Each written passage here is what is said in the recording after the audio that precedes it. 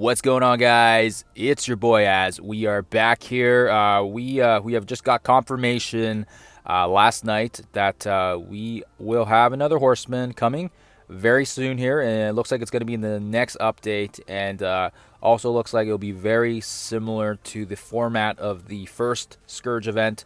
We're going to have a 3-star unlock on this legendary as well, this legendary Horseman, and it looks like they're going to be applying the same trait restriction to nodes 5 and 10. And as you guys can see here, we do have more teams to basically utilize for this. More doesn't always necessarily mean it's a good thing. It means it's going to probably most likely stretch our resources and our gold further. But today, let's talk about the different teams and take it from a free-to-play or minimal spending approach, and that way you guys can hopefully agree or disagree with my rationale here. But otherwise, guys, let's jump into it. All right, guys, so as you can see here, I've got the 15 characters or the 3 different teams all favorited, so you guys can basically see the different characters that we'll need, and that way it gives you one nice clean little list here. Obviously, I had to mess around with my favorites, and I'll have to resort that out later on, but that's no, doesn't affect you guys at all. So as you can see here, let's just get the elephant out of the room here, which is obviously when you click on the filter and you go into the biofiltration, yeah, you'll see that 10 out of these 15 characters are going to require bio characters. So if you guys are already resource depleted from leveling up your web warriors for the last Scourge, and then of course if you leveled symbiotes before that, that would mean that in terms of biomaterials, we are pretty much depleted here, or sparse, or it's going to be a massive drain, especially if we're trying to level up a bunch of different teams for the Scourge. So much like the first Scourge, what I did was I leveled up the first team, which was the web warriors first, just to see how it was, and I was able to get through nodes 5 and 10, difficulty 5, difficulty 6, with pretty much ease when they were around 700,000 points. So that means, with that in mind, we're going to use that as an assumption and hopefully bring up some of these teams as well to that mark. And as you guys can see here, we're going to go into the roster here so you guys can see this as well. But I've got my 3 teams filtered out here, and as you can see, I got a lot of work to do on the Young Avengers, a bit of work as well on the Inhumans, but you know what, they're actually they're not too far off. And then of course we have a really powered up Captain Marvel and Jessica Jones in the A-Force team, and even though it's missing 2 members because I don't have Spider-Woman or Nico unlocked yet, so as you can see there, basically the 3 of them are carrying the entire team right now. And why do I have Miles there in that group? Because there is 6 Young Avengers, and I know Miss Marvel, she's actually an Inhuman as well, so there's a bit of overlap. But these are the 3 teams that I've kind of grouped up as probably most likely the best synergy with each other. So of course, let's talk about the different teams, but in all honesty, guys, what I recommend here is focusing on one team first. So right now, because of the fact that the A-Force is incomplete and we're not sure if we're going to be getting any more members of that group, if this is it and that's it, and Miles will be the 5th, once Nico and Spider-Woman are in the roster, they'll pop up obviously, but right now they're still pretty much 0 stars, 0 shards, level 1. So that's going to be probably everyone that hasn't spent any money. They're probably going to be in that situation. So that means A-Force is pretty much off the table. So that leaves us with the other 2 teams, which is going to be Young Avengers and Inhumans. And between these 2 teams, they both have some pros and cons, but I think overall the best team with the most synergy and probably sustain is going to be the Young Avengers, and we'll talk about that briefly here. We're going to select a filter so you guys can see that it's a little easier to see on the eyes. But the Young Avenger tag, 6 characters, and we'll talk about why they are so good. But obviously, Miles won't be in here unless you guys have Miles, and he's going to be a replacement. For sure, I recommend having the other 5, because each one of the other 5, I think a lot of people will have leveled up already. I've played Young Avengers in War quite often, and lots of people have tier 14s, tier 15s, crazy amount of stars on these guys. So because these characters have been in the game for a while, a lot of people will have them leveled up, especially Miss Marvel, Squirrel Girl, and of course America Chavez. And then now we've got Miles as well. Most people will have him leveled up because of the Doom Raids and of course the recent Scourge. So I think those are going to be most likely the go-to team for a lot of people, and especially if you're trying to hold back on your saving. Having said that as well, if you guys do go back here, and I'm jumping around like a crazy person, if you guys look through the battle tag as well, it only has 2 out of the 5 members that are bio restricted. So I mean, obviously, I'm gonna assume that most people already have Miles leveled up, but Miles won't be on this team.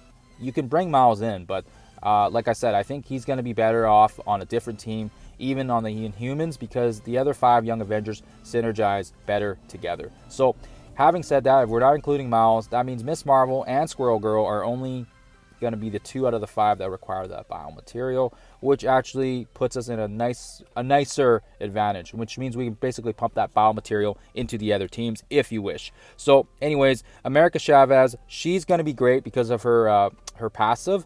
She's going to be able to fill that speed bar, or not fill that speed bar, sorry, that's for, I'm getting into war defense here. She's going to give more extra health. She's going to have a big punch of damage to the whole team as a whole. And then, of course, we've got Miss Marvel there for the assist. I have her T4 as well on the assist, so that way she can also get the taunt when a hero drops below 50%, and she also provides her own heal and energy supply. So, again, very, very, very crucial character, and we're going to need her regardless of what team you use. She's going to be needed either on Inhumans or a Young Avenger. So she's got that dual trait, and she's going to be utilized that way as well. Squirrel Girl, she's also going to be a key one. I want to T4 this one as well, but basically she's going to be able to gain drain, fill the speed bar by 20%, and then of course the Young Avenger allies also get that drain. So she's going to be able to allow them to sustain themselves. So having a massive Young Avengers team might just be the way to go. That might be the sole team that we need to get these nodes done. And we might just have to throw in the Inhumans or the A-Force initially just to absorb some initial blows or some ults, and then we can bring in the Young Avengers for cleanup time. Again, Kate and Echo were, well, Echo, I mean, I think everyone's salty about Echo because her release was just, it was just brutal. I don't think anybody, if you're free to play, you're very unlikely to have a 4 on her unless maybe you spent power cores on some 675 ore packages for her, but very unlikely. And it sucks because her passive is amazing. On spawn, she's going to be able to give defense up to 2 turns to Young Avengers. So even if you don't have her leveled up, I think her passive alone will give her that advantage because she's going to basically bring a Shuri based defense up for the whole team. And not to mention her other, we're not going to talk about her other abilities, but she brings in a lot of damage as well for the team and the assist reduction. And she's a good character, especially for war. So yeah, I think for sure lots of people are going to focus on her. And then last but not least, of course, our gal Kate. I think her passive says it all as well. Offense up on self, so they're going to get that defense up and offense up. So that's going to come at key times, especially I think for war, and of course on the Scourge as well, because you want to do massive amounts of damage when you spawn. And then of course when any Young Avenger dies or they drop below 50% health, that character is going to get blinded and slow. And look at that, when she drops below 50%, she gets 2 evasion. So she's also a potential character because lots of people were utilizing her on tech nodes for Doom raids as well. So again, very, very impressive team here. And really, I feel bad for Miles because he's a good character, but in terms of the entire team as a whole, he doesn't really fit. So I think he's better off maybe slap him in with the Inhumans if you have some really crappy Karnak or some other character that's your weakest, and you can put him as your 5th. But overall, I'd say his spot's kind of weird. He was better as a web warrior, so it's nice they kept the tag for him. I appreciate that, but definitely for sure, I don't think he's going to be the team that we utilize for that. So obviously we've got, we'll just briefly mention A-Force. Like I said, again, we don't know who the other member is or if we're going to get them. Maybe tomorrow's blog post they'll mention it, but because it is an incomplete team and because there's only 4 of them, it seems to be the most logical choice to have Miles on this team if you get Nico and Spider-Woman unlocked and leveled up and they're usable by that time. So they're most likely going to be a good sack team. Lots of people will have Captain Marvel and JJ already leveled up because they've been, they've been in the game forever, and I think Captain Marvel, she was the first milestone character ever released into the game, so it makes sense that most people will probably have her pretty geared and tiered up, and I think a lot of people pumped their Red Star promotions into her because at one point she was probably one of the best, or if not a fairly powerful character, the Kestrel and Silver Surfer of that time. And then now we also have JJ as well, which I think a lot of people will have leveled up because she was a starting original character, and Defenders was one of the go-to teams as well. And then she was kind of slotted in randomly on Brawlers, and So most people will probably have her leveled up. But like I said, this team is probably going to be one that I don't really focus on unless we get confirmation on that 5th member that's going to make that difference. And then as well as let's talk about the Inhumans, which is the last team. And probably my, like I said, it won't be a priority team for me. We've got Black Bolt and Yo-Yo leveled up from the last Pocket Dimensions. So the only reason why I even put resources into them was because of the Pocket Dimensions. But other than that, as you can see here, Miss Marvel is on here, and she would form a good 5th member if you guys are looking for that 5th member. Unfortunately, like I already said, she fits better as a Young Avenger. So that means that leaves Crystal, Karnak, and Quake, which aren't bad characters. But in terms of resources, again, and we'll filter Bow here so you guys can see. 4 out of the 5 members are going to require those Bow materials. And again, right now, with how much value they bring to the game in other game modes, not so much. So keep in mind, guys, Yo-Yo, I think Yo-Yo and Black Bolt, they're fine. I think right now I'm going to keep them as it is. But the other 3, that's probably, the other 2, excuse me, that's probably where I'll probably have to figure out who I want to level up and bring up, because being that bio invested is it's a tough pill to swallow for sure. And I think a lot of people are going to be already drained from the Web Warriors and from Symbiotes and whatever else characters they've leveled up in the past. So really, for sure, it's going to be a juggling act. But I think for sure, with what they bring to the table as well and their synergy, the team doesn't have as much synergy as the other ones. I mean, I think once we click on the I'm just gonna redo this, sorry guys. Screwed that up. Once you click on the passives, you can kind of see everyone's passives they bring, and it's anything to brag about. They get some focus. Yes, Crystal's passive's very nice. If someone drops below 50% health, they can heal and clear negatives. But again, that only really happens at the start of the match if the character's health is full. So I mean, really, you might be able to use it once on Node 5, and that's it. And then again, the sustain, we're not seeing much sustain here. So really, in the grand scheme of things, I'm not really sure how much benefit they will be, even if you guys pump a ton of resources into this team. Black Bolt, obviously, he's got a massive amount of damage. He's always nice to have. I think a lot of people will have him already geared and tiered for Dark Dimension 5 and 4.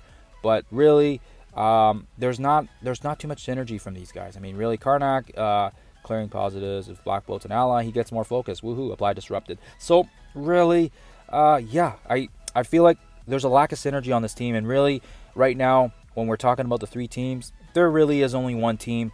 And I think the best team to focus your resources on. And I mean, right now, my Inhumans is 400-ish, which isn't bad. When I did the difficulty 5 and 6, I found that if you have a 600k team, that's probably enough for you to cruise through 5 and 6 with ease. And then, of course, once you're getting into difficulty 7 and 8, you're going to need at least a 750,000 or 800k team, based on what I've seen from other players. So really, that means we're going to have to pump at least 400,000 or 500,000 into the Young Avengers, and then maybe 100,000 or so. Or if we sub in Miles on that team, we might be able to just scrape by there. And then we can always throw in Captain Marvel and JJ on their own as a sack wave. So anyways, guys, that's the approach. Hopefully makes sense to you guys. I feel like this is going to be the best way to approach this. And keep in mind, because we are going to have more teams and more strategies involved, also means that the leaderboards might actually be more competitive in the long run here. So which means we might see some higher scores and some higher thresholds for the Scourge, because people are learning from the first one, and I think people are going to be a lot smarter. And keep in mind that resource and gold is always going to be a crunch in this game, and I think a lot of people are already trying to level up their dark hole teams as well for the arena. So keep that in mind when you guys are focusing on these characters. But having said that, looking forward to the next Scourge, and hopefully we'll catch you guys in the next one.